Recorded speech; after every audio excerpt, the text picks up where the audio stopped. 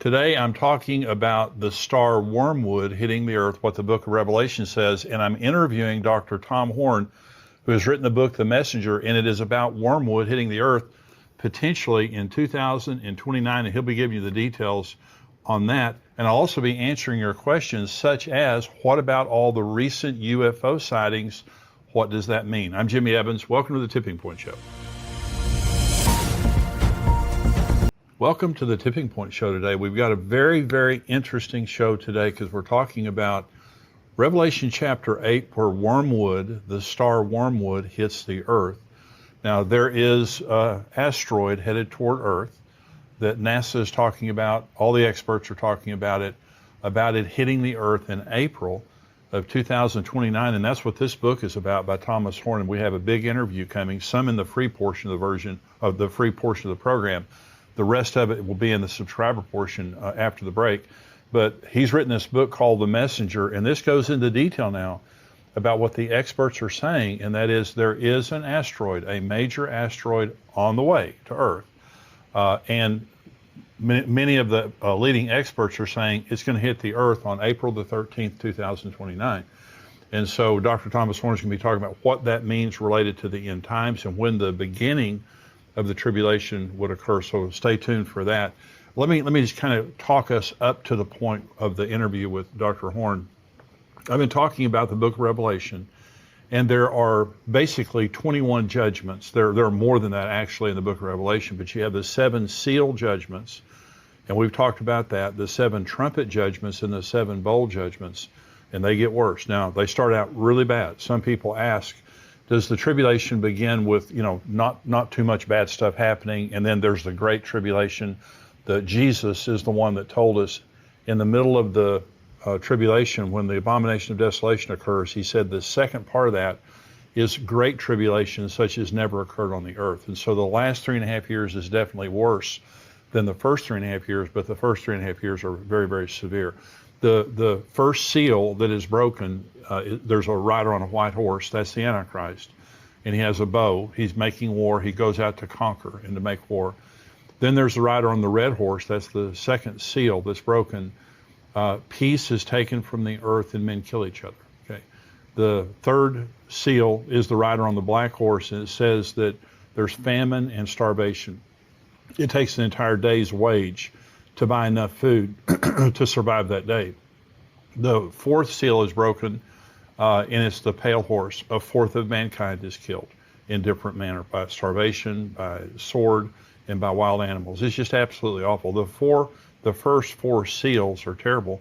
The 5th seal is broken, and you have the altar of souls, where the people who have been martyred are asking God, how much longer do we have to wait?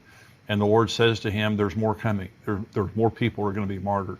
And so you need to wait a little bit longer. What that means is there's going to be mass martyrdom during the tribulation, the Antichrist killing people. Revelation 20 tells us about the people who have been beheaded because they would not worship the beast or take the mark of the beast. So this is mass martyrdom during the tribulation. When the 6th seal is broken, something very interesting happens. And this is kind of a preview of what we're talking about with Wormwood. It says, and I looked when he opened the 6th seal, and behold, there was a great earthquake, and the sun became black as sackcloth of hair, and the moon became like blood, and the stars of heaven fell to the earth, as a fig tree drops its late figs when it is shaken by a mighty wind.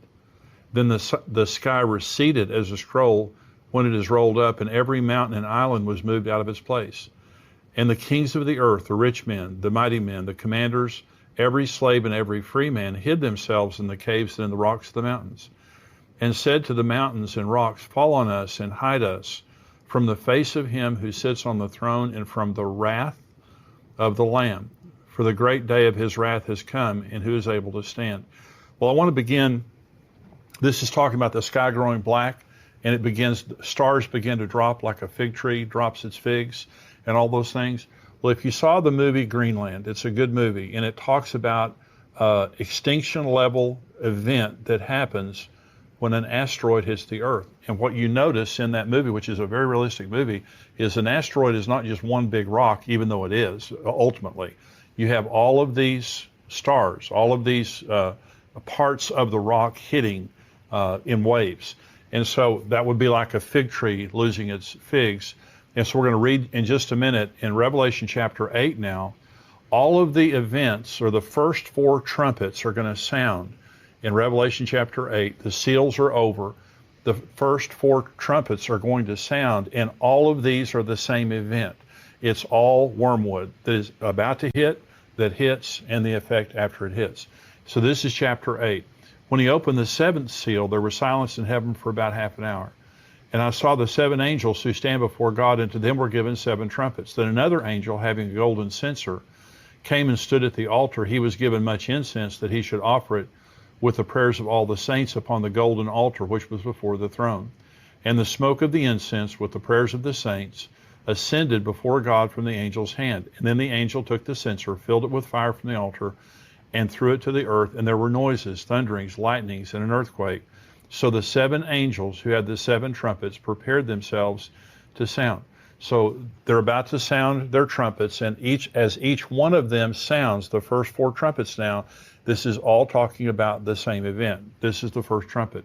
Verse 7, the first angel sounded, and hail and fire followed, mingled with blood, and they were thrown to the earth. And a third of the trees were burned up, and all the green grass was burned up. So now here comes this asteroid, and it begins to enter Earth's atmosphere. And what happens is the atmosphere becomes superheated.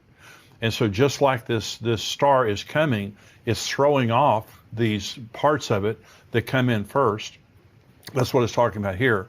And then everything begins to get burned up. It begins to scorch the earth. Here's the second trumpet, same event. Then the second angel sounded, and something like a great mountain burning with fire was thrown into the sea. And a third of the sea became blood, and a third of the living creatures in the sea died, and a third of the ships were destroyed. Again, this is part of Wormwood. This is part of the asteroid that comes and it strikes the ocean. And when it does, it just devastates the ocean and the sea life in the ocean. Okay, here's the third trumpet.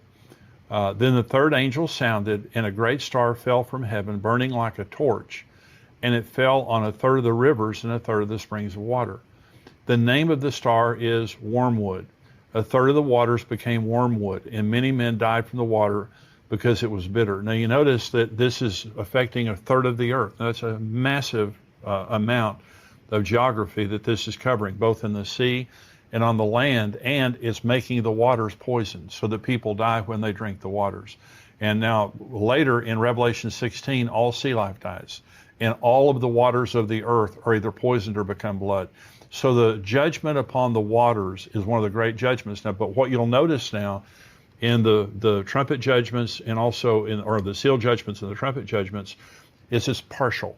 It's a fourth, it's a third, it's partial. When you get to the bowl judgments of later on in the book of Revelation, it's total. Everyone's affected by those judgments. And so this is the fourth trumpet.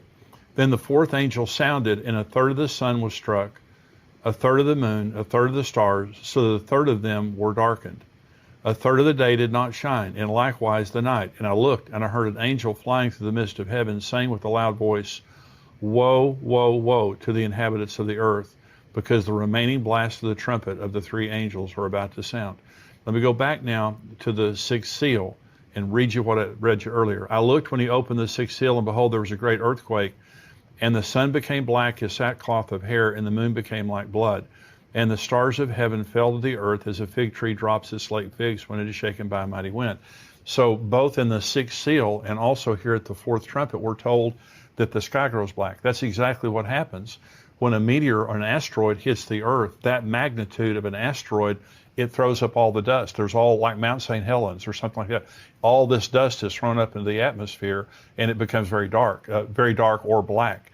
And so these judgments are describing one event. An asteroid is coming. It begins to superheat the earth, burn up all the green grass, all of that. Then it throws off a part of itself in the ocean. Then it hits the earth, and then the sky grows black. So the judgment of Wormwood is a severe judgment that causes great death, great harm. You can understand the level of panic. Now, Dr. Tom Horn is going to join us here, and he had a personal experience.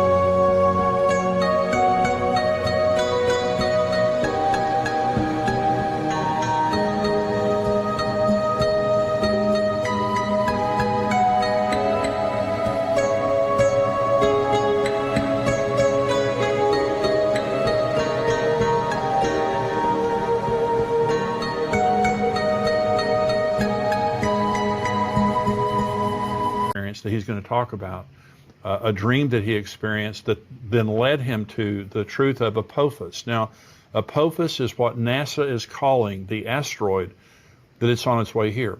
And there's some level of disagreement that you'll hear him talk about, that NASA is trying to deny that this is going to hit the Earth directly. You can imagine the panic that that would cause if everyone knew this was happening. And by the way, we have sent up a spaceship for the purpose of finding asteroids and trying to blow them up for the purpose of them not even hitting the Earth. And so I personally believe that is in response to Apophis and what NASA is saying right here. So we're going to go right now to this interview by Dr. Tom Wormwood. NASA has affirmed that there is an asteroid headed toward the Earth. They're calling it Apophis. And they're saying it's going to arrive, was it 2029? Yeah, Friday the 13th, April 2029. And you may have seen in recent weeks where they're reaffirming something they already did say, and I dealt with it in both the Wormwood prophecy as well as the new book, The Messenger, in which they're saying that while Apophis is going to make a very, very close miss of the Earth, they are saying that right now they're calling an all clear, saying that it's not going to impact the planet. Now, this is something that your listeners need to really pay attention to.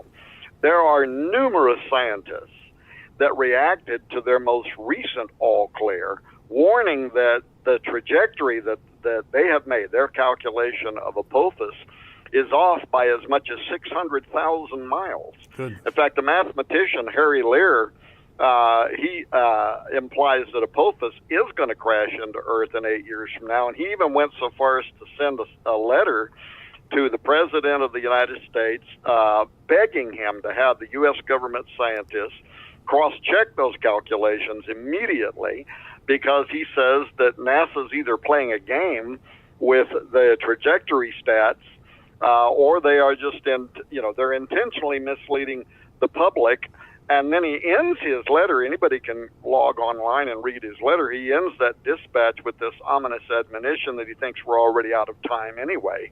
But maybe if we got on it now, and I think behind the scenes they are on it now, I think it's part of the reason Space Force was formed, that they're trying to figure out how they might be able to mitigate this incoming event.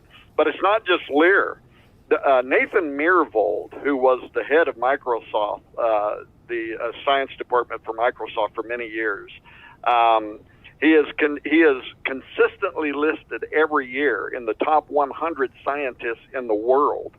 And he recently wrote a peer-reviewed paper that I referred to in the books called An Empirical Examination of Wise, Neo-Wise Asteroid Analysis and Results, in which he not only refutes a lot of the data from NASA, he charges them outright with deliberately misreporting threats by these near-Earth objects and of behaving extremely deceptively.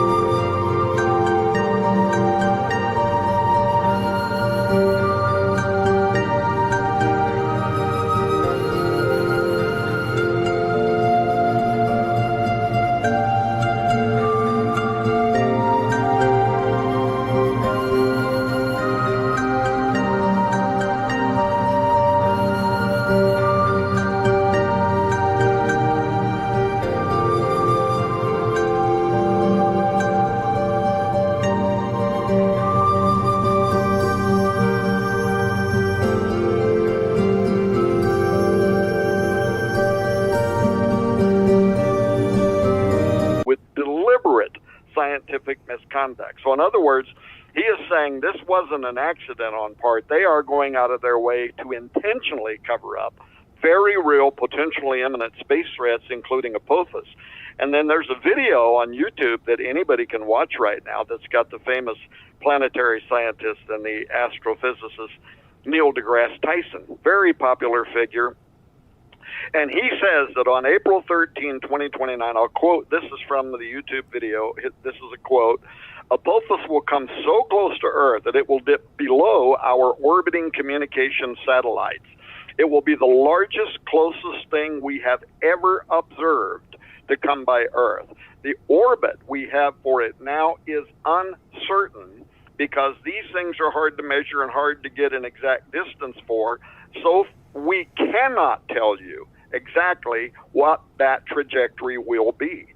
So, and this was the same thing that the astronomer from the Pentagon told me. He said it's absolutely baloney. Well, he used a different word that I won't use. But he said it's absolute baloney. He said you can't say that a stone as big as Apophis, and it's a monster, is going to come literally below the satellites, knock out some of the satellites, below the satellites that are in orbit around this planet, and yet say with any certitude, but no worry, it's not going to strike the planet. He said that's absolute baloney. Watch the movie Greenland, where right up until and so you know that in the beginning, NASA, they're all saying, no worries, it's just going to skim past, no big deal, take pictures, draw cartoon pictures of it. And then all of a sudden, everybody starts heading for cover. And that is what many of these people believe is going to happen with Apophis. Now, why would NASA be covering that up? Well, it's really obvious, because it would create mass panic. And maybe meanwhile, they might come up with some way to mitigate the incoming of that asteroid. They're sending a spaceship up right now to blast an asteroid. They announced they are. Yeah. That's exactly right, and that's the reason why they are doing that. Well, that's a fascinating interview. I hope that you enjoyed that. Now, we have more of it coming, about 10 more minutes of that interview coming up in the subscriber portion. If you're not a subscriber, please become a subscriber. endtimes.com is where you go to subscribe. It's $7 a month, $77 a year. As a monthly subscriber, you get the first month for free. So if you want to just check it out, become a monthly subscriber. It's free for the first month. If you don't want to continue, fine. And if you do, that's great also. But become a subscriber. If you're not a subscriber, I'm going to say goodbye to you. If you are a subscriber, we're going to take a short break here, and we'll be back with more of the interview from Dr. Tom Horn, and I'm also answering questions.